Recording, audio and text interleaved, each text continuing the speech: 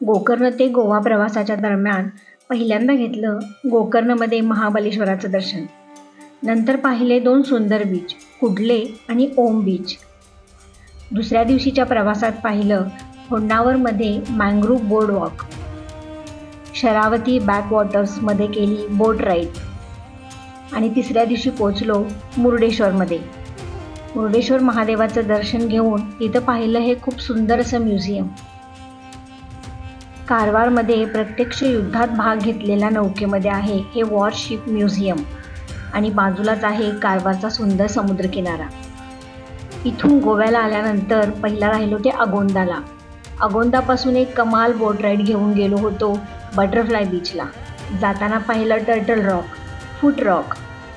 निळाशार समुद्राचा हा butterfly beach आणि हनीमून बीच. त्याचे डिटेल व्हिडिओ आपल्या चॅनलवर आहेत, नक्की पहा.